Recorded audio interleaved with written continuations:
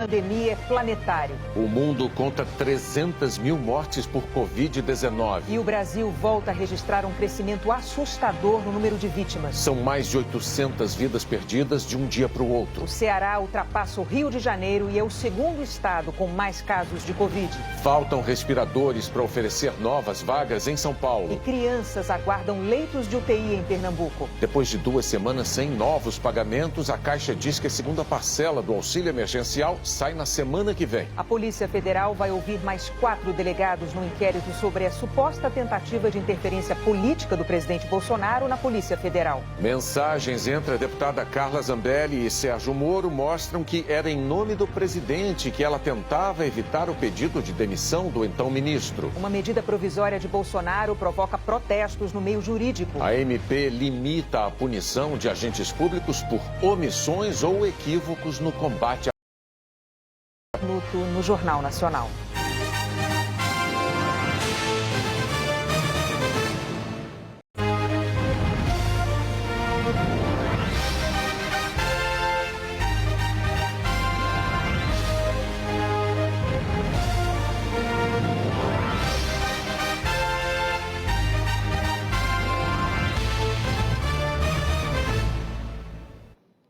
Nesta quinta-feira, a pandemia do novo coronavírus registrou um novo marco trágico. 300 mil pessoas mortas em todos os continentes. Quase 4,5 milhões de doentes. No Brasil, o Ministério da Saúde confirmou 844 óbitos nas últimas 24 horas. Com isso, são 13.993 mortes pelos registros oficiais e um total de 202.918 casos confirmados de Covid-19. Desde o início da cobertura jornalística da pandemia, a imagem que ilustra o nosso painel lá atrás tem sido o do novo coronavírus. A imagem que o mundo todo tem do inimigo número 1 da saúde humana nesses tempos difíceis.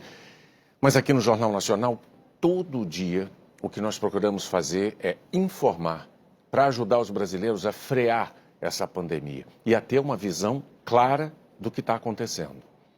E talvez a melhor forma de fazer isso seja lembrar o tempo todo que nós estamos falando de vidas, de cidadãos, de pessoas. Por isso, a partir de hoje, aquela imagem do inimigo número 1 vai sair do nosso painel.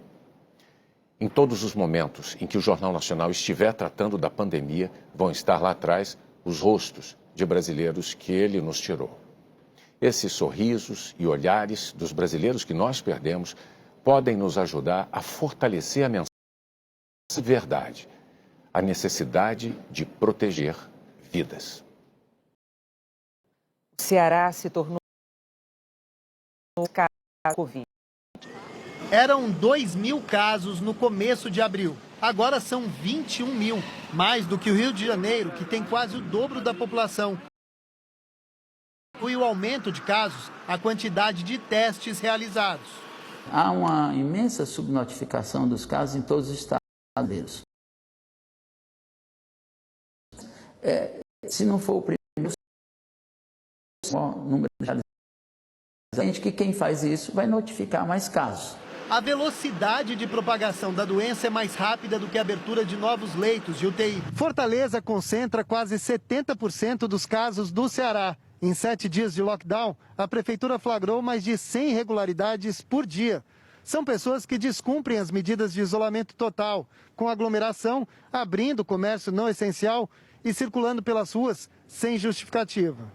O Hospital da Universidade Federal do Ceará desenvolveu um equipamento para proteger pacientes e profissionais de saúde nas traqueostomias, que tem sido realizado em pacientes entubados. É uma armação de aço em que é coberta com plástico esterilizado, resistente e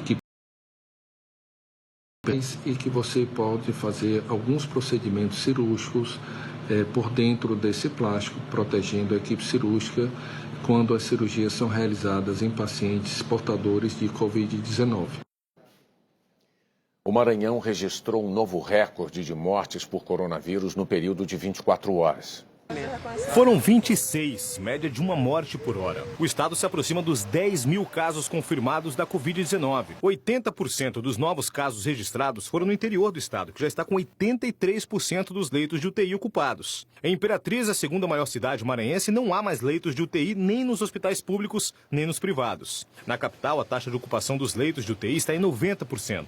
Há quase 10 dias, a capital São Luís e outras 3 cidades da região metropolitana têm adotado medidas mais rígidas de isolamento, como o lockdown, que foi determinado pela Justiça, e o rodízio de veículos, que começou na segunda-feira e termina hoje. Mas, mesmo assim, a taxa de isolamento da população tem ficado bem abaixo do esperado. Mesmo sem a adesão ideal, as autoridades de saúde apontaram uma queda no número de casos. No primeiro dia do lockdown, foram registrados 280 casos em São Luís. Já no último boletim do governo, depois de 8 dias de isolamento, foram 123 novos casos, uma queda de 56% no número de infectados. O que as autoridades esperam agora é que nos próximos dias o isolamento também tenha como consequência uma redução no número diário de mortes. A Covid-19 aumentou a demanda também por UTIs pediátricas e para recém-nascidos. Em Pernambuco, 13 crianças estão numa lista de espera por um leito. A cesárea de emergência foi no Hospital das Clínicas, no Recife. Maria Wilma da Silva, de 27 anos, veio do interior com a Covid-19. Ela estava grávida de 5 meses de gêmeos. Depois do parto prematuro, a mãe foi separada dos filhos e isolada numa UTI. Uma semana depois, Maria Wilma morreu. Os exames confirmaram que os prematuros também desenvolveram a doença. Os gêmeos nasceram há 14 dias. O menino chegou a ser transferido para uma UTI neonatal para bebês com Covid, mas não resistiu e morreu hoje. A irmã dele ainda aguarda a transferência. A nossa produção teve acesso a uma lista que mostra que, além dela, outras 12 crianças também estão na fila de espera. 4 delas tiveram a confirmação da doença. Quando soube da notícia da morte do bebê, o tio fez um apelo para a transferência da sobrinha. Contamos com a ajuda de vocês para, por favor, se vocês puderem ajudar a menina Agatha Sofia.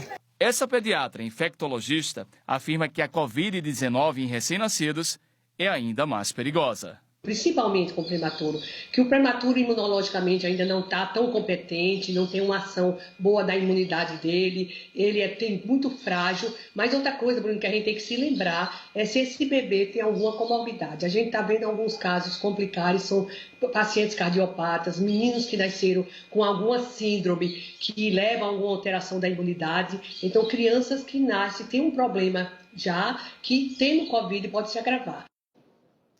O governo de Pernambuco afirmou que não tem medido esforços para abrir novos leitos, que segue um cronograma permanente de disponibilização de vagas de UTIs neonatal e pediátrica e que espera colocar em funcionamento mais 10 leitos desses tipos em breve, num hospital do Recife. No norte do Brasil, um estudo da Universidade Federal do Amazonas estima que hoje existam 85 mil casos ativos da Covid-19 em Manaus. 75 mil a mais do que os registros oficiais. Oficialmente, o estado tem 17.181 casos confirmados e 1.235 mortes. Mas o levantamento mostra que o número pode ser muito maior, com quase 70 mil casos a mais só em Manaus, e que 300 mil pessoas já podem ter contraído a doença na capital. Para chegar a esse prognóstico, foram considerados não apenas os casos confirmados do novo coronavírus, mas também as pessoas que se infectaram por doenças respiratórias graves, que estão muito acima da média mensal. As conclusões do estudo foram fundamentais para o governo do Amazonas prorrogar as medidas de isolamento até o dia 31. O uso de máscaras é obrigatório em todo o estado. Está proibido o transporte intermunicipal e interestadual. E apenas o comércio que trabalha com serviços essenciais está funcionando. Mesmo assim, a população está nas ruas da cidade. O congestionamento de carros é igual ao dos dias que antecederam a pandemia. Hoje, a taxa de isolamento social está em 40%, abaixo do ideal, que é de 70%. O estado tem hospitais lotados, com taxa de ocupação de 86% dos leitos de UTI, e nos cemitérios públicos, os enterros são coletivos em valas comuns, por causa da superlotação. É até recomendável um distanciamento social mais rígido, de 60% ou até, se possível, de 70%, para que a gente consiga ver uma verdadeira redução de infectados em Manaus. Só será de fato possível de reduzir o número de infectados de forma significativa nas próximas semanas se nós tivermos uma adesão bem maior ainda ao distanciamento social e às medidas de contenção. O lockdown em Belém e mais 9 cidades do Pará completou uma semana. A média de isolamento social na capital nesses 7 dias ficou em 54,7%, bem abaixo dos 70% recomendado pela OMS. A taxa ficou quase igual à da semana anterior ao lockdown, que foi de 54,2%. No Rio, são pelo menos 700 pacientes com coronavírus à espera de vaga nos hospitais públicos. Mas há mais de 200 leitos ociosos nos hospitais de campanha recém-inaugurados. O apelo de Eliana é pela mãe que tem Covid e o estado é gravíssimo. Está necessitando de diálise. Não foi entubada por falta de ventilador mecânico. Só 12 dias depois, dona Ana Rouvier conseguiu a vaga na UTI. São pelo menos 710 pacientes de Covid na fila, vivendo o mesmo drama na cidade do Rio e na Baixada Fluminense. 312 precisam de uma UTI e esses leitos existem. Os hospitais de campanha do Maracanã, Lagoa Barra e Parque dos Atletas abriram 450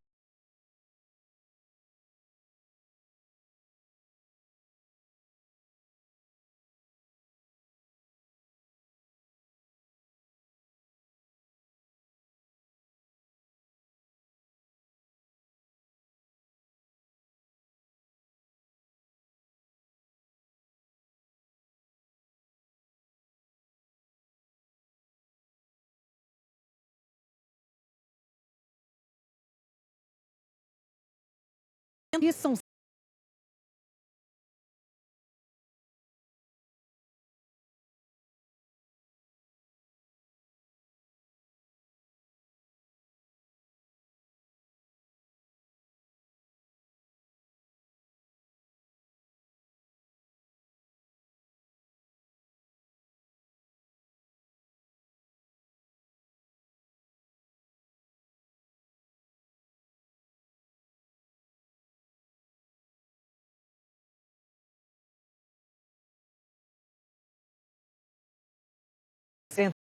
a descontar novos leitos por atraso na chegada dos respiradores.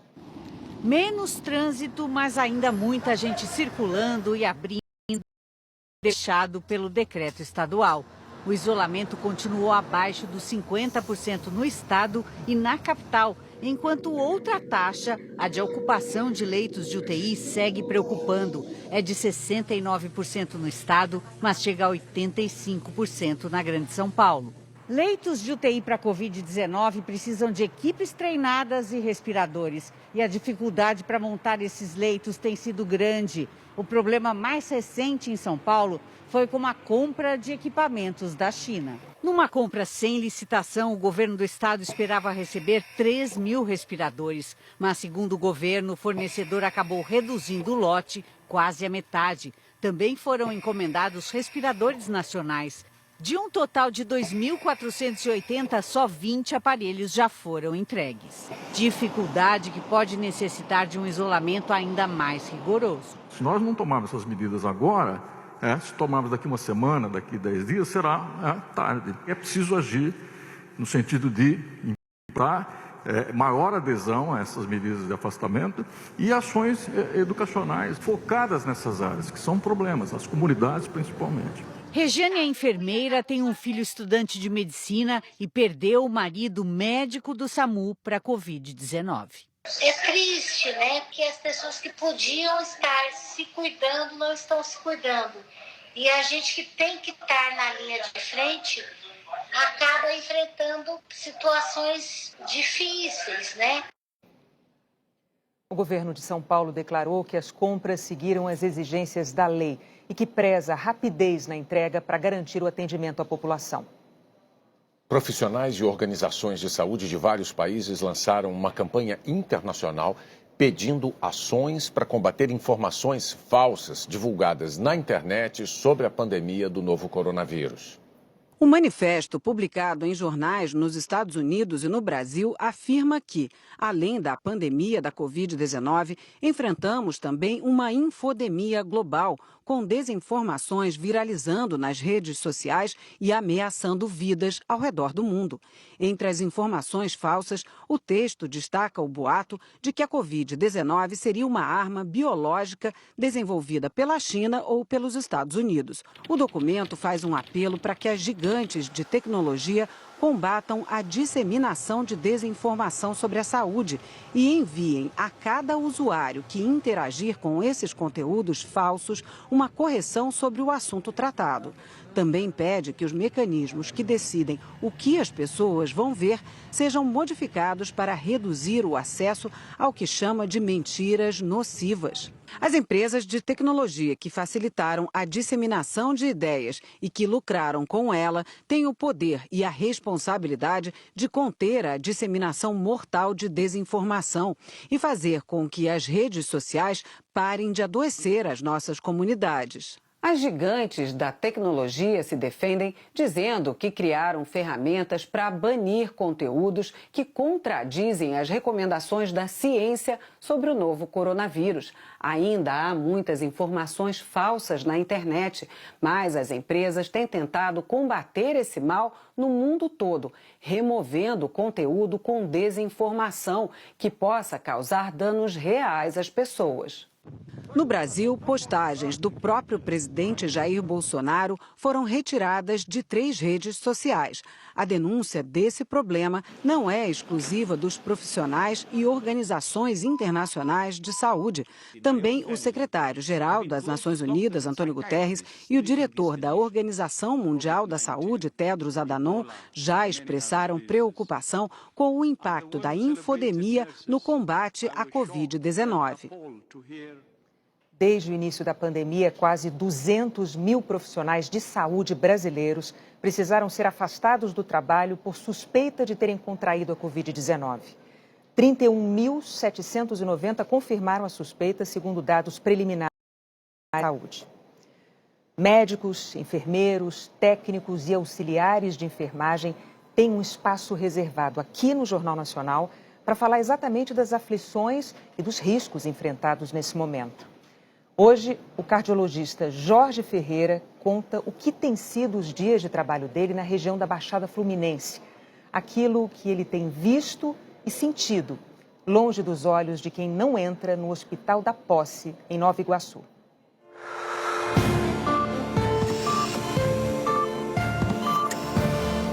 Essa pandemia veio transformar tudo que a gente aprendeu de medicina e aquilo que a gente vai futuramente ensinar para os nossos colegas. Antigamente chegava um paciente e eu tinha tempo para estabilizá-lo. Agora chegam 3, 4, 5 ao mesmo tempo e todos eles precisando de suporte de oxigênio, tendo que ir para o respirador. Infelizmente, no final ele sai destruído. A minha esposa também, então te troca de roupa totalmente do lado de fora de casa e o medo de eu estar levando para casa o vírus, ele é diário. Então, quando eu olho para o meu filho, quando eu tento beijá-lo, eu falo, não posso fazer isso porque eu posso te contaminar. A segunda investigação da Polícia Federal conclui que Adélio Bispo agiu sozinho na facada contra Bolsonaro. A Lava Jato no Rio prende 14 suspeitos de fraudar contratos na área da saúde, inclusive durante a pandemia.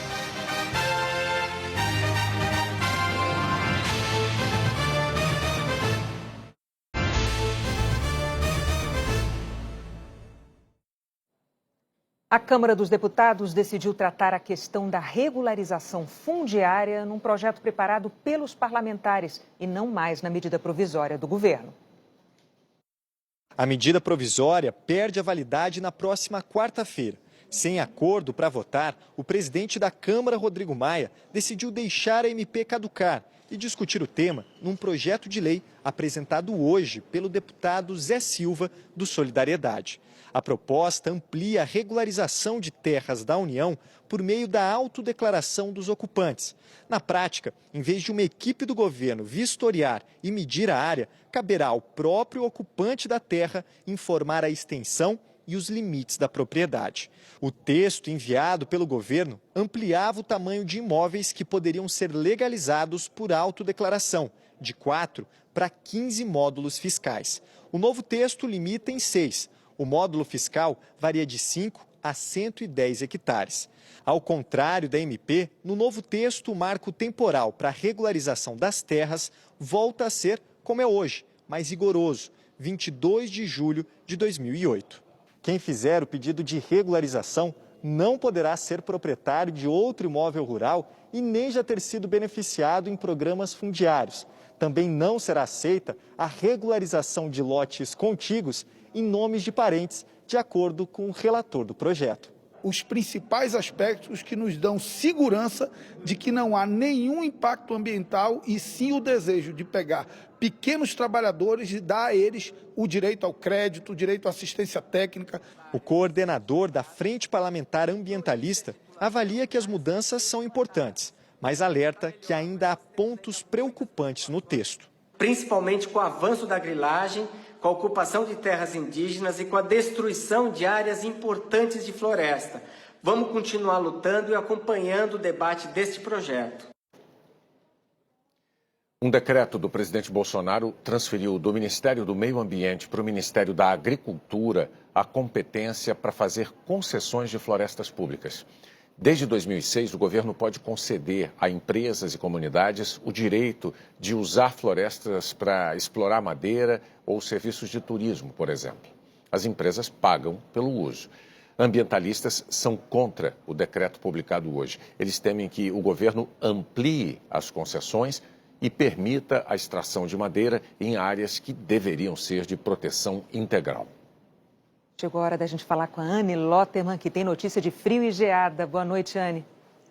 Oi, Renata. Boa noite para você, para o Bonner. Boa noite a todos. Tem possibilidade do dia começar com geada amanhã em grande parte do Rio Grande do Sul, até o sul de Santa Catarina. Em Curitiba, frio de 15 graus. Em Florianópolis, máxima de 21 e Porto Alegre, 20 graus. Amanhã, a frente fria já vai estar aqui no sul da Bahia, mas ela está deixando para trás um ar gelado e a borda desse sistema aqui de alta pressão vai jogar muita umidade do mar para o Rio de Janeiro e também para São Paulo, onde o sol não aparece, esfria e chove. Em São Paulo será apenas uma garoa e a máxima não deve passar dos 18 graus. Já no Rio de Janeiro, a chuva pode ser forte e a máxima chega aos 23 graus. Chove forte também na região de Manaus e Fortaleza, onde a máxima chega aos 29 graus. Belém e São Luís, 30 e Natal, máxima de 28 graus. O sol aparece e não chove em praticamente toda a região sul, grande parte de São Paulo, subindo até parte do Acre. Norte de Minas, Goiás, Tocantins e também no interior do Nordeste, tempo firme. A frente fria está indo embora, mas aqui todas as capitais do Sul, Sudeste até o Centro-Oeste ficam com temperaturas mais baixas. Já no Norte e Nordeste, mais altas. Vou destacar 35 graus em Teresina e 34 graus em Palmas. Em Salvador, onde choveu muito essa semana, amanhã previsão de chuva fraca e máxima de 30 graus. Até amanhã, Renata. Até amanhã, Anne. Morreu hoje, aos 82 anos, o ex-presidente da Confederação Brasileira de Desportos Aquáticos, Coaraci Nunes. Ele comandou a CBDA de 1988 a 2017, um período em que o Brasil conquistou 10 medalhas olímpicas na natação, inclusive o ouro do César Cielo em Nunes. A temporada atual ainda não.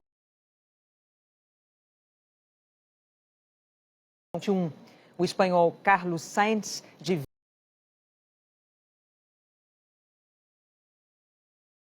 para campeão Sebastian Vettel, que não renovou o contrato.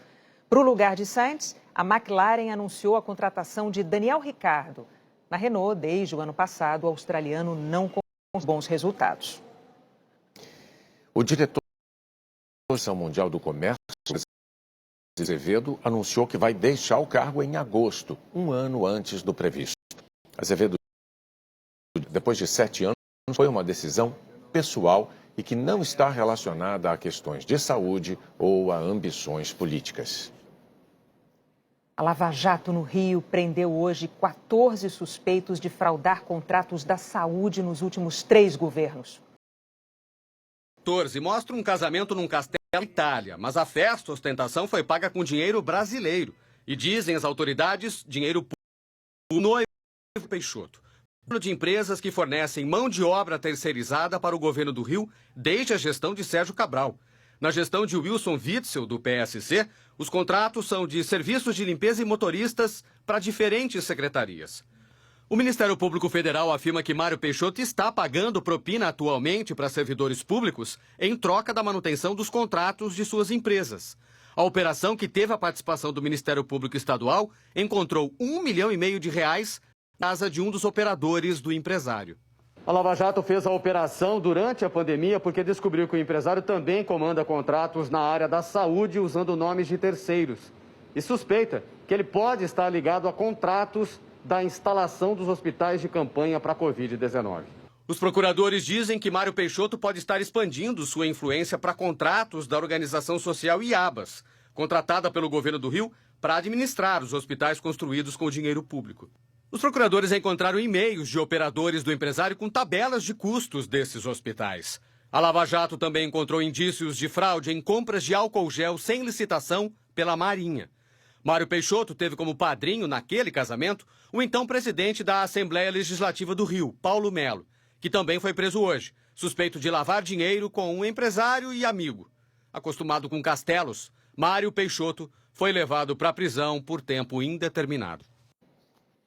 A defesa de Paulo Melo disse que a prisão é descabida. A Marinha afirmou que está investigando. Nós não conseguimos contato com Mário Peixoto. O governo do estado do Rio afirmou que vai fazer uma auditoria nos contratos com as empresas envolvidas. A organização social IABAS afirmou que não tem contrato com as empresas mencionadas, nem contato com as pessoas citadas. E que o IABAS não é alvo da operação, mas está à disposição das autoridades.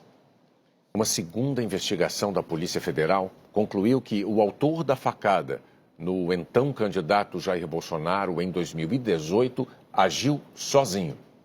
Os peritos analisaram 40 mil e-mails de Adélio Bispo de Oliveira, além de milhares de arquivos com fotos, vídeos e documentos encontrados em celulares e num computador dele. Os investigadores ouviram 89 testemunhas. O primeiro inquérito tinha concluído que Adélio não recebeu ajuda de nenhuma outra pessoa no dia do crime. Essa segunda investigação, mais ampla, foi aberta por iniciativa da própria PF e concluiu que ele também não agiu a mando de ninguém. O relatório aponta que não ficou comprovada a participação de partidos políticos, facções criminosas, grupos terroristas ou paramilitares em qualquer fase do ato criminoso, cogitação, preparação e execução. A PF aguarda o Supremo Tribunal Federal decidir sobre a quebra dos sigilos bancário e telefônico do advogado de Adélio para finalizar o inquérito. Adélio Bispo deu uma facada em Jair Bolsonaro em Juiz de Fora durante a campanha eleitoral. Adélio está no Presídio Federal de Campo Grande. O Palácio do Planalto não quis se manifestar. A defesa de Adélio Bispo declarou que o relatório da Polícia Federal condiz com as provas que constam do processo original e do novo inquérito e chamou a busca por um mandante do crime de teoria da conspiração. A seguir, uma MP do presidente Bolsonaro limita a punição de agentes públicos por omissões no combate à Covid-19. Depois de 2 semanas sem liberar auxílio emergencial, a Caixa anuncia a segunda parcela para a semana que vem.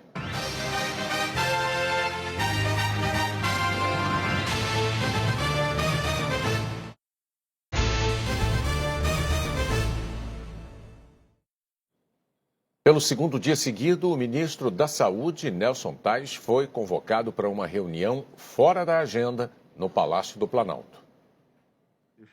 Desde o início da semana, o ministro da Saúde, Nelson Tais, negocia com estados e municípios um programa com diretrizes para o isolamento social. Hoje, o ministro e os conselhos de secretários de saúde voltaram a se reunir. O Jornal Nacional teve acesso a uma versão do projeto que foi apresentado aos secretários de saúde. São ao todo 11 indicadores que devem ser avaliados em cada cidade, como velocidade de avanço da doença, a estrutura dos sistemas de saúde, a adesão da população às medidas de distanciamento. Cada indicador tem uma pontuação. A soma deles pode chegar a, no máximo, 40 pontos. A ideia do Ministério é quanto maior a pontuação, maior o rigor das medidas que devem ser adotadas. A partir de 30 pontos, é recomendado o lockdown. Na segunda-feira, secretários estaduais e municipais de saúde disseram que o momento era de concentrar esforços no isolamento social. Hoje eles reforçaram. Só será possível falar em relaxamento de medidas quando o número de casos e de mortes estiver em queda, não agora.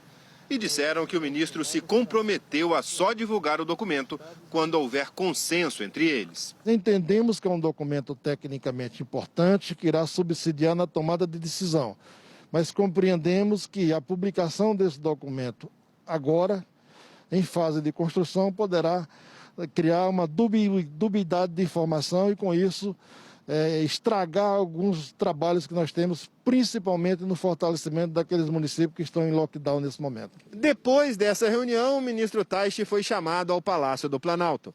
Assim como ontem, a reunião não estava na agenda dele nem na do presidente Jair Bolsonaro.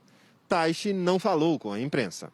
A entrevista sobre a situação do coronavírus contou apenas com a presença do secretário substituto de Vigilância em Saúde. Ele disse que o Ministério está preocupado com a situação dos profissionais de saúde. Um levantamento mostra que em todo o Brasil, quase 200 mil profissionais de saúde já apresentaram sintomas da Covid-19 e precisaram ser afastados do trabalho.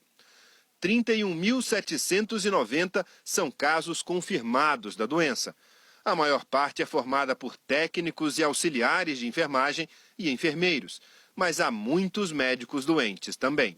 Hoje, o Brasil é o 6º país do mundo, tanto em número de infectados quanto em óbitos. E segundo Eduardo Macário, o Ministério da Saúde considera que, neste momento, não há perspectiva de melhora nos indicadores. Acho que a principal mensagem é que nós estamos ainda num momento de crescimento de casos, né? Não há nenhuma perspectiva nesse momento de estabilização ou até mesmo diminuição, o que serve de alerta para que que todos, não só os gestores profissionais, mas principalmente a população, tome os devidos cuidados para evitar a infecção pelo coronavírus. E nesta quinta-feira, o presidente Bolsonaro voltou a atacar as medidas de isolamento social e defender a retomada das atividades econômicas. Numa reunião virtual, ele pediu a empresários que pressionem os governadores. Ao lado do presidente estavam 2 ministros, o da Economia, Paulo Guedes, e o da Casa Civil, Braga Neto. O secretário de Comunicação, Fábio Weingarten, também participou da reunião com empresários paulistas. Jair Bolsonaro voltou a defender a reabertura do comércio e o chamado isolamento vertical, só para pessoas do grupo de risco, como idosos. O governo federal, dependendo de nós, está tudo aberto com isolamento vertical e ponto final. O presidente citou a Suécia como exemplo de um país que não fez o isolamento social e, segundo ele, está em melhor situação que os outros. Mas, na verdade, a Suécia, com pouco mais de 10 milhões de habitantes, amarga 3.529 mortes por Covid-19, ou 349 por milhão de habitantes. Bem mais que os vizinhos nórdicos, que fizeram isolamento social. E, proporcionalmente, mais que o Brasil também, que até agora tem 66 mortos por 1 milhão. E nem por isso a Suécia escapou da recessão. Segundo a agência Bloomberg, a economia sueca terá retração de 5,6% este ano. Os governadores, cada um assumiu a sua responsabilidade, uma concorrência entre muitos para ver quem fechava mais, quem defendia mais a vida do teu eleitor, do teu cidadão, do teu estado em relação aos outros. O governo federal nunca foi óbvio, se depender de mim, quase nada teria sido fechado, a exemplo da Suécia. Na reunião, o presidente disse que os governadores que mantêm as medidas de isolamento social defendidas por todas as autoridades mundiais estão cometendo crime de desobediência civil. Bolsonaro estava se referindo à recusa dos governadores de permitirem a reabertura de academias, salões de beleza e barbearias, que esta semana foram incluídas por ele na lista de atividades essenciais.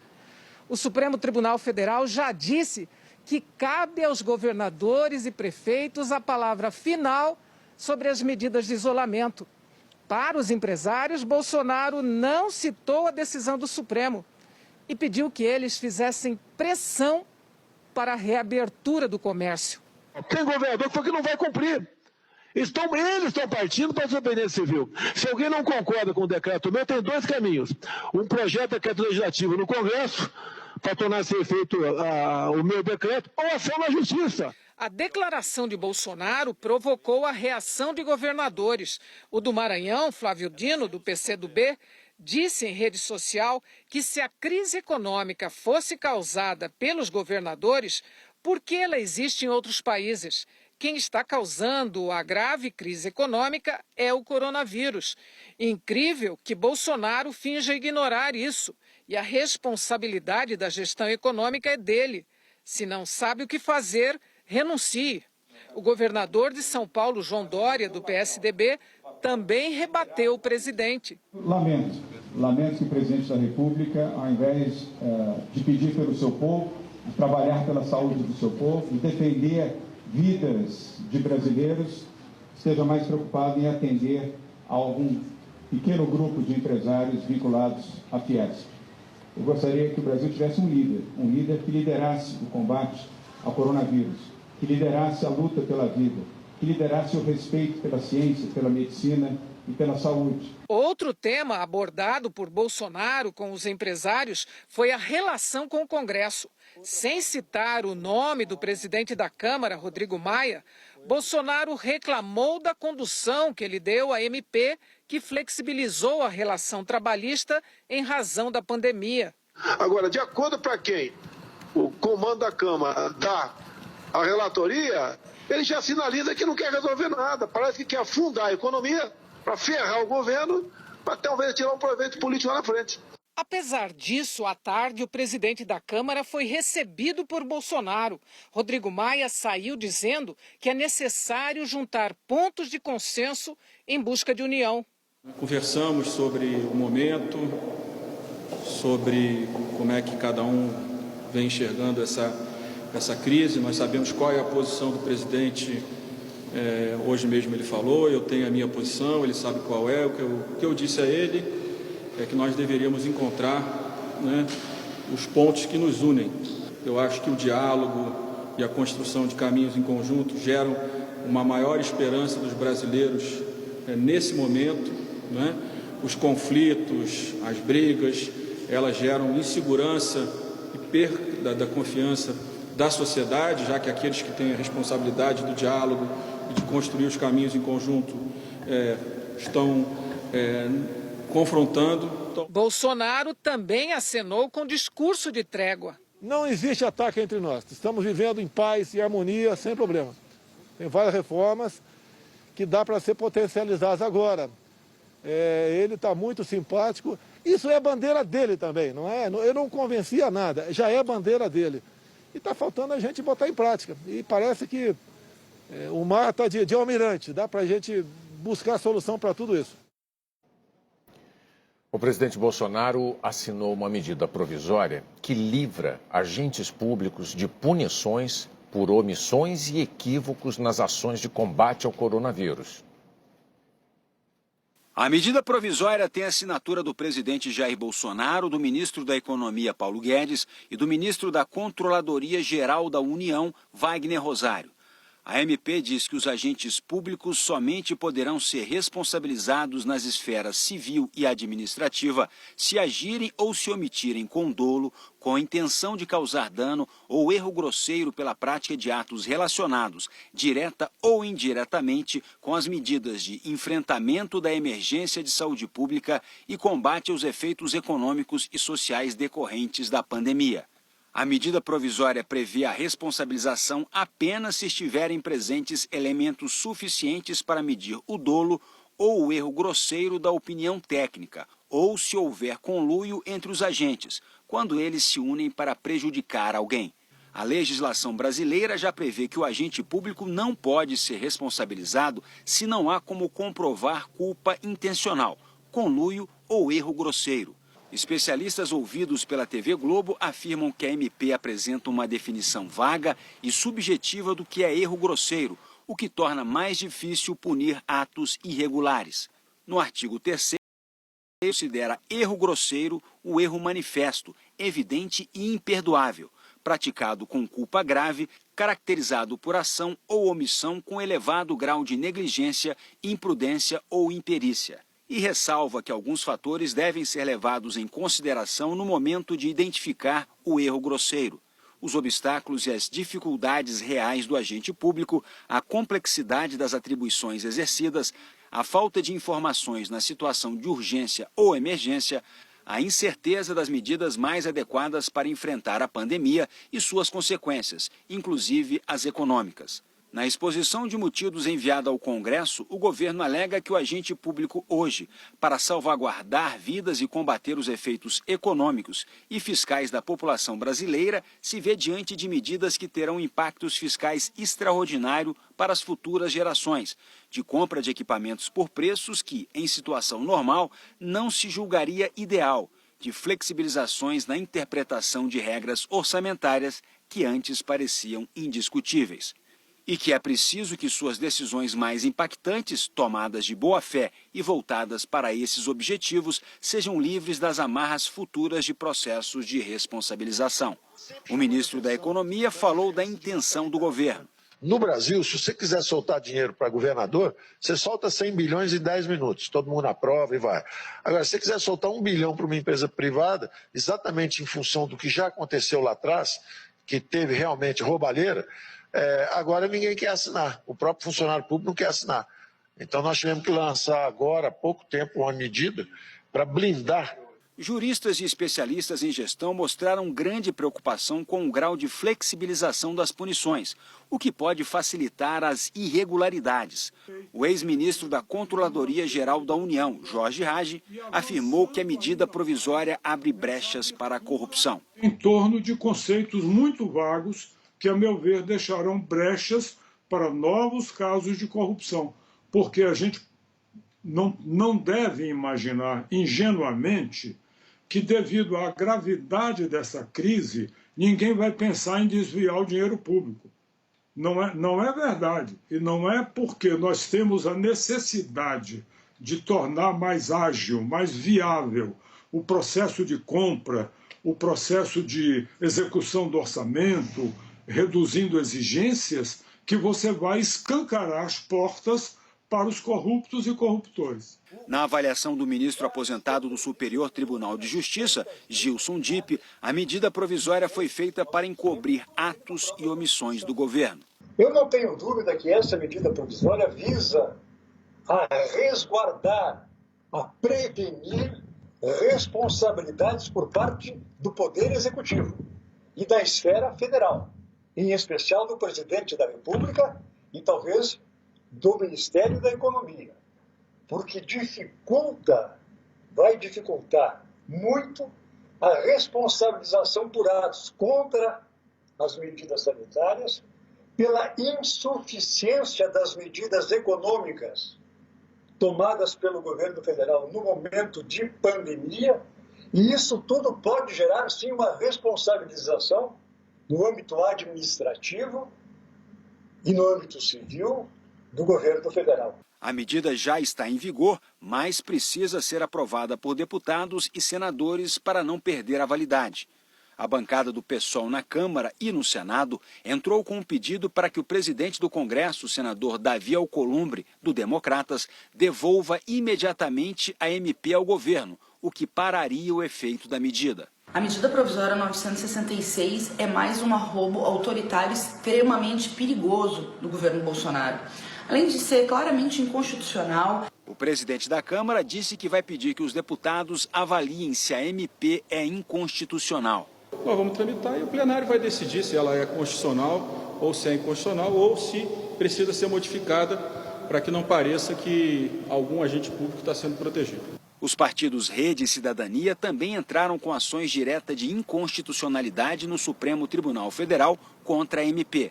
A Associação Brasileira de Imprensa, ABI, apresentou outra ação no STF para questionar a medida provisória. A Ordem dos Advogados do Brasil analisa fazer o mesmo. 2 ministros do Supremo ouvidos pela TV Globo avaliam que a MP tem pontos que podem ser inconstitucionais. O Tribunal de Contas da União também divulgou nota em que pede a ampla discussão da MP pelo Congresso para que seus objetivos sejam legitimados pela sociedade. Ministros do TCU consideram que a medida provisória é desnecessária porque o tribunal já pôs em prática um plano para tratar dos processos relacionados à pandemia com o cuidado que o momento exige. Ministros avaliam que a medida provisória é um estímulo ao mau gestor e ao desvio de dinheiro público. Já a Controladoria Geral da União declarou que o objetivo da MP é ampliar a segurança jurídica no momento em que agentes públicos estão sendo obrigados a tomar decisões extremamente complexas num cenário de urgências e incertezas. O governo federal anunciou agora à noite que vai começar a pagar a segunda parcela do auxílio emergencial na semana que vem. A Caixa não libera créditos novos do socorro há 2 semanas. Luciana está angustiada. A gente está aqui praticamente vivendo a míngua, né? Dentro de casa, para ter um benefício ao qual eu acho que todos nós temos direito, né? Porque diante de uma pandemia dessa, que a gente é obrigado, porque a gente tem pessoas de área de risco que convivem com a gente dentro de casa, e a gente não pode também estar no meio da rua, né? Se disponibilizando a estar pegando esse vírus. Roberto já recebeu a primeira parcela e a segunda vai ser para pagar as contas urgentes. Luz e água continuam chegando, então a gente vive disso, a gente vive do que a gente faz, né? E nós estamos contando com a segunda parcela. A previsão inicial do governo era fazer os 3 pagamentos nos meses de abril e maio, mas até agora só foi paga a primeira parcela do auxílio emergencial. 50 milhões de pessoas, entre beneficiários do Bolsa Família, inscritos no Cadastro Único e trabalhadores autônomos e informais cadastrados no aplicativo ou no site da Caixa Econômica. Ao todo, 35 bilhões e meio de reais. Mas muita gente não sabe ainda se teve o cadastro aprovado, ou seja, se vai conseguir receber o auxílio. A Dataprev, responsável por checar se o trabalhador está dentro das regras, informou que 14 milhões de CPFs estavam em fase final de análise. O presidente da Caixa, Pedro Guimarães, disse que um novo lote, ainda da primeira parcela, será pago na madrugada do próximo sábado, mas não informou quantas pessoas vão receber. Somente os beneficiários do Bolsa Família já sabem que vão receber a segunda parcela entre os dias 18 e 29 desse mês, seguindo o calendário de pagamento do programa. Ainda em abril, o governo chegou a anunciar que iria antecipar o segundo repasse, mas o Ministério da Cidadania voltou atrás e alegou que seria preciso solicitar um crédito suplementar diante do alto número de pedidos. A estimativa inicial do governo era pagar o auxílio para 54 milhões de pessoas, a um custo de quase 100 bilhões de reais. Mas a previsão subiu para até 70 milhões de pessoas. O custo adicional ainda não foi reestimado pelo governo. Depois de 2 semanas sem liberar novos pagamentos, o governo anunciou hoje que vai começar os pagamentos da segunda parcela a partir da próxima segunda-feira. O calendário vai ser anunciado amanhã e deve ter datas diferentes para o pagamento de trabalhadores autônomos inscritos no Cade Único e para os beneficiários do Bolsa Família. Empresas e empresários estão juntos no esforço contra a crise no Brasil.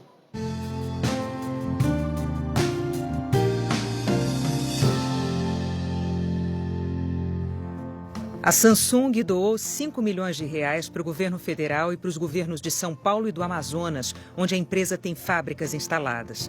A doação da multinacional inclui máscaras, kits de testes rápidos e produtos da marca, como tablets, notebooks e TVs, para ajudar na rotina dos profissionais de saúde e para conectar pacientes com as famílias e os amigos nesse momento de isolamento. Acreditamos que a tecnologia tem um potencial de criar o bem-estar social, tem o potencial de transformar a sociedade. E esse momento era um momento apropriado para a gente também devolver um pouco para a sociedade, principalmente naquelas regiões onde nossas fábricas estão localizadas e nos acolheram e nos acolhem tão bem durante todo esse período. A Kraft Heinz, uma das maiores empresas de alimentos do mundo, doou mais de 11 toneladas de produtos para a ONG Banco de Alimentos em São Paulo e quase 19 toneladas para a Central Única das Favelas de Goiás. A Kraft Heinz também fez doações de 4.000 refeições para a ONG Gastromotiva para ampliar o projeto Cozinha Solidária em São Paulo, criado no começo da pandemia. A multinacional está doando um total de 12 milhões de dólares, o equivalente a 70 milhões de reais, para os países onde tem unidades instaladas. Uma grande fatia disso veio para o Brasil e a partir daí a gente começa a suportar iniciativas locais para a gente poder enfrentar um inimigo comum que é muito mais poderoso do que todos nós de forma isolada. Mas juntos eu não tenho dúvidas de que a gente pode vencer, pode sair mais fortes e tem que se mobilizar.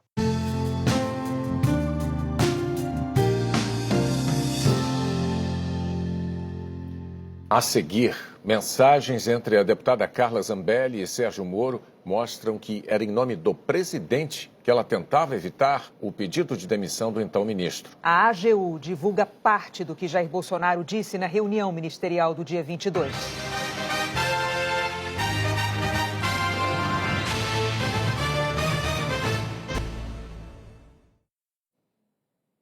A Globo teve acesso a novas trocas de mensagens entre a deputada Carla Zambelli e o então ministro da Justiça, Sérgio Moro.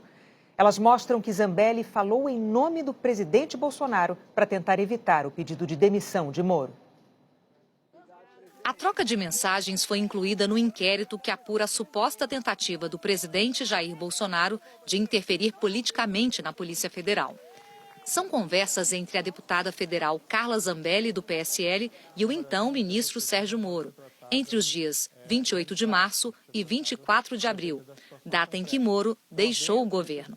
Apesar de a parlamentar ter dito em depoimento que agia por iniciativa própria, as conversas revelam que ela se apresentava a pedido do presidente. Carla Zambelli chegou a divulgar algumas dessas mensagens à imprensa, mas editou trechos e filtrou o que quis divulgar. O Jornal Nacional teve acesso à íntegra das conversas. No dia 6 de abril, a deputada pede que Moro receba, de forma urgente, o secretário de Assuntos Fundiários, Naban Garcia. O então ministro pergunta sobre o assunto da reunião. Ela responde: assunto confidencial sobre o PR. PR quer dizer presidente. 11 dias depois, a deputada questiona Moro sobre o comando da Polícia Federal e tenta convencê-lo sobre a troca de Maurício Valeixo. Zambelli diz: ministro, como usual, vou usar de 100% de sinceridade. O doutor Valeixo é o homem certo para dirigir a PF? A Érica Marena e o Edu Mauat, delegados da PF que atuaram na Lava Jato, sempre apontaram coisas sobre as atitudes dele na Lava Jato. Uma mudança agora seria muito bem-vinda. À lista tríplice, a Érica arrebentaria lá na DG. Os casos da Lava Jato no Congresso precisam andar. Por favor, faça algo. Urgente. Moro defende Valeixo. Na sequência, Zambelli afirma: converse olho no olho com o PR e explique tudo isso. Por favor, ministro. Pergunte onde ele quer ajudar. Abra a comunicação. Em outro momento, Zambelli diz que Bolsonaro não confiava no então diretor-geral da PF.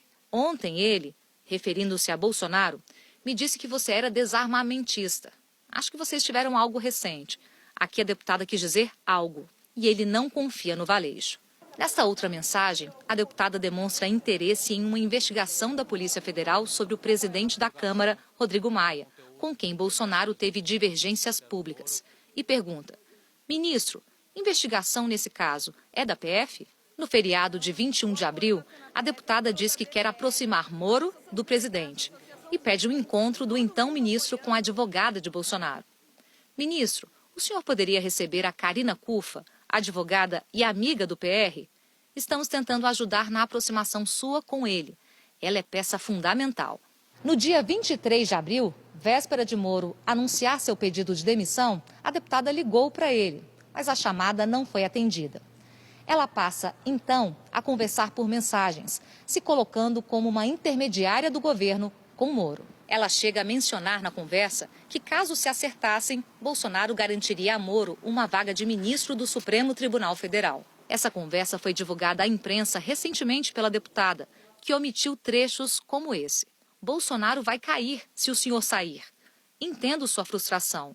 Pelo amor de Deus, me deixe ajudar. Vamos amanhã marcar 7 horas com o PR lá na Alvorada. A gente conversa e ele lhe garante a vaga no STF este ano. E na sequência diz, e o senhor fica só para não criarmos esta crise. A deputada insiste. É nesse contexto que surge a conversa revelada pelo Jornal Nacional no mês passado. Por favor, ministro, aceite o Ramagem e vá em setembro para o STF. Eu me comprometo a ajudar, a fazer o JB prometer. JB, nesse caso, quer dizer Jair Bolsonaro. Moro responde, prezada, não estou à venda. Ramagem é Alexandre Ramagem, indicado pelo presidente para a direção-geral da PF, mas que teve o nome barrado pelo STF. Em outro momento, a deputada leva o posicionamento do presidente sobre a direção da PF a Moro. Seu lugar é STF. O PR também está irredutível. Ele acha que, constitucionalmente, ele pode indicar. E, na sequência, diz, o PR não quer que você saia. E, nessa parte da conversa, Zambelli fala em nome do presidente e leva uma proposta ao então ministro. O PR propôs o seguinte, já que o Valeixo pediu para sair, deixe o cargo vago por alguns dias. Vocês conversam com calma, se conhecem melhor, que está faltando desde o começo do mandato, e decidem juntos um nome. No depoimento que prestou ontem à Polícia Federal, Carla Zambelli foi questionada diversas vezes sobre a troca de mensagens com Moro. E, diferentemente do que mostram algumas mensagens, a deputada disse que agia sozinha, sem consentimento ou a mando do Palácio do Planalto. Ela disse que atuava como ativista e apoiadora do governo. A conversa com Moro segue e a deputada pergunta se Valeixo havia pedido demissão. Moro não responde. Ela insiste e repete a pergunta. Esse segundo questionamento e a resposta de Moro não foram divulgados anteriormente à imprensa pela deputada. Pode só me responder se o Valeixo realmente pediu demissão? Moro diz, não pediu demissão. Zambelli, se o PR exonerar o Valeixo, o senhor topa conversar para ver o nome que atenda a ambos? Ou seja, a sua permanência depende da permanência do Valeixo? Moro, Carla, não vou tratar essas questões por escrito. O PR já tem todas as informações. Zambelli, tá bem, desculpe. Ministro, falei com o Planalto. Tire essa cesta e vá para casa. Domingo, PR e Michele convidaram você, Rosângela, eu e Aginaldo para um almoço. Vamos resolver isso de uma forma a ajudar o Brasil. O senhor é um pilar de sustentação deste governo. Em seguida, a parlamentar volta a defender o nome de Alexandre Ramagem, amigo da família Bolsonaro. Ministro, por favor, tenta compor com Ramagem. A Érica diz que ele é ótimo. Quem sabe não será bom? Por favor, o povo precisa de você. Vai haver uma ruptura muito grande sem você no governo. Logo depois, Zambelli liga para Moro, que não atende. Ela decide ir ao Ministério da Justiça, meia hora antes do anúncio da demissão, e diz que está lá a pedido do Planalto. Estou aqui no MJ. E depois diz, o Planalto que pediu, mas estou vindo não como parlamentar, mas como sua admiradora. Depois de muita insistência de Zambelli, Moro fala sobre a possibilidade do presidente anular o decreto. Zambelli responde, vou lá falar com ele. O presidente Jair Bolsonaro disse há pouco numa rede social que a deputada Carla Zambelli não estava autorizada a falar por ele. A deputada afirmou que em nenhum momento falou com Moro em nome do presidente Bolsonaro e que isso ficou bastante claro no depoimento dela. Carla Zambelli disse ainda que agiu na ânsia de tentar evitar a saída de Sérgio Moro. A Polícia Federal vai ouvir mais 4 delegados na semana que vem. Entre eles, Carlos Henrique Oliveira, que comandou a superintendência da PF no Rio.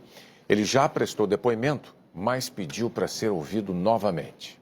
O posto de superintendente da PF no Rio tem sido objeto de interesse e negociações do presidente Jair Bolsonaro desde agosto do ano passado. E é um dos principais pontos da investigação no Supremo Tribunal Federal e de versões sobre a reunião ministerial do dia 22 de abril. O ex-ministro Sérgio Moro disse que nessa reunião o presidente ameaçou demitir o chefe da superintendência da PF, o diretor-geral e até o próprio ministro. Fontes que participaram da reunião reforçam que, apesar de ter usado a palavra segurança, Bolsonaro se referia à superintendência. Tanto que, 2 dias depois, Bolsonaro demitiu o diretor da PF e realizou a intenção anunciada de trocar o superintendente do Rio, forçando a saída de Moro do governo. A segurança do presidente e de sua família é função do Gabinete de Segurança Institucional, comandado pelo ministro Augusto Heleno. No Rio, o GSI tem apenas um escritório, uma extensão de Brasília. É uma estrutura pequena que funciona em uma sala. Serve apenas para a coleta de informações que possam afetar a segurança do presidente e de seus filhos. As informações apuradas nessa sala do GSI no Rio são sempre repassadas a Brasília, onde são tomadas as decisões e onde ficam a sede do GSI e o ministro que comanda a pasta. Na prática, a segurança do presidente, mesmo no Rio, é orientada e decidida por Brasília. Quando o presidente vai ao estado, toda a estrutura que o acompanha é daqui. Portanto, problemas de segurança não dependem de uma equipe no Rio de Janeiro. Se a insatisfação do presidente fosse com a segurança feita por agentes do GSI, como ele alegou, as demissões ocorreriam no âmbito do GSI e não da Polícia Federal. Entre os próximos passos da investigação estão novos depoimentos, entre eles o do presidente Jair Bolsonaro, que, em razão do cargo, pode prestar depoimento por escrito. E falta a perícia no vídeo da reunião onde tudo aconteceu, um processo complexo que não deve ser finalizado rapidamente. Só a perícia vai dizer se houve edição do vídeo ou não. E quando a fase de inquérito acabar, caberá ao Procurador-Geral da República, Augusto Aras, decidir se denuncia o presidente ou não por suspeita de interferência política na PF. E a Advocacia Geral da União se manifestou agora à noite sobre o sigilo da gravação da reunião ministerial e pediu ao Supremo Tribunal Federal que libere somente as falas do presidente Jair Bolsonaro.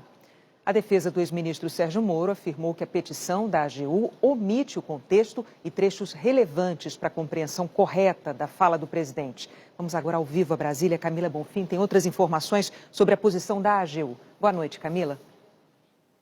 Oi, Renata. Boa noite para você, boa noite a todos. A petição foi entregue em resposta ao pedido de manifestação feito pelo ministro Celso de Mello no inquérito que investiga o presidente Jair Bolsonaro e o ex-ministro da Justiça, Sérgio Moro. O vídeo foi entregue na semana passada pelo Planalto ao Supremo Tribunal Federal. Está sendo periciado e foi assistido anteontem na Polícia Federal por procuradores da República e também por advogados. Eles não puderam fazer cópias desse vídeo. E aí, diante de pedidos para que o vídeo seja tornado público, o ministro do Supremo questionou os envolvidos. A Advocacia Geral da União informou ao Supremo que vê relevância em apenas 2 trechos dessa reunião para os objetivos do inquérito e transcreveu as falas do presidente. No primeiro, o presidente cobra informação dos órgãos de inteligência. Diz Bolsonaro: "Eu não posso ser surpreendido com notícias, pô. Eu tenho a PF que não me dá informações, eu tenho as inteligências das Forças Armadas que não têm informações, a ABIN tem os seus problemas, tem algumas informações, só não tem mais porque está faltando realmente, temos problemas, aparelhamento, etc. A gente não pode viver sem informação. Quem é que nunca ficou atrás da porta ouvindo o que o seu filho ou sua filha está comentando? Tem que ver para depois que ela engravida, não adianta falar com ela mais. Tem que ver antes. Depois que o moleque encheu os cornos de droga, não adianta mais falar com ele. Já era. É informação e informação é assim. Então essa é a preocupação que temos que ter. A questão estratégia. E não estamos tendo. E me desculpe o serviço de informação nosso. Todos. É uma vergonha, que eu não sou informado e não dá para trabalhar assim. Fica difícil. Por isso vou interferir. Ponto final. Não é ameaça, não é extrapolação da minha parte. É uma verdade. Em falas sobre a reunião, o presidente havia dito que não fez menção à Polícia Federal na reunião, o que foi desmentido em depoimentos à Polícia Federal de ministros que participaram desse encontro. O presidente chegou a contestar publicamente o ministro Luiz Eduardo Ramos, que ao depor disse que Bolsonaro mencionou a PF na reunião. Mas é fato que o presidente citou a Polícia Federal e isso agora está transcrito oficialmente pela AGU. O segundo trecho transcrito é o mais relevante. Com palavrões, o presidente faz menção a trocas na, abre aspas, segurança nossa no Rio de Janeiro, fecha aspas. Para investigadores que acompanharam o vídeo, fica claro no contexto que o presidente estaria fazendo menção ao comando da Polícia Federal no Estado. Diz o presidente: já tentei trocar gente da segurança nossa no Rio de Janeiro, oficialmente, e não consegui. Isso acabou. Eu não vou esperar, aí ele fala um palavrão, minha família toda de sacanagem, ou amigo meu, porque eu não posso trocar alguém da segurança na ponta da linha que pertence à estrutura. Vai trocar. Se não puder trocar, troca o chefe dele. Não pode trocar o chefe, troca o ministro e ponto final. Não estamos aqui para brincadeira.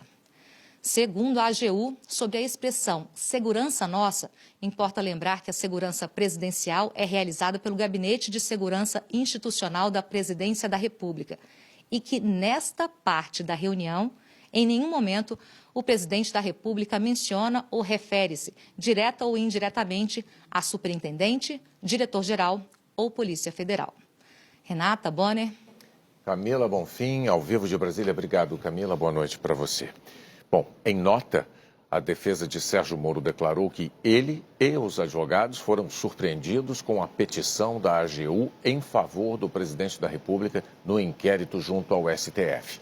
A defesa afirmou que a transcrição parcial revela disparidade de armas, porque demonstra que a AGU tem acesso ao vídeo, enquanto a defesa de Moro não tem, e que a petição contém transcrições literais de trechos das declarações do presidente, mas com omissão do contexto e de trechos relevantes para a adequada compreensão, inclusive na parte da segurança do Rio de Janeiro, o trecho imediatamente precedente.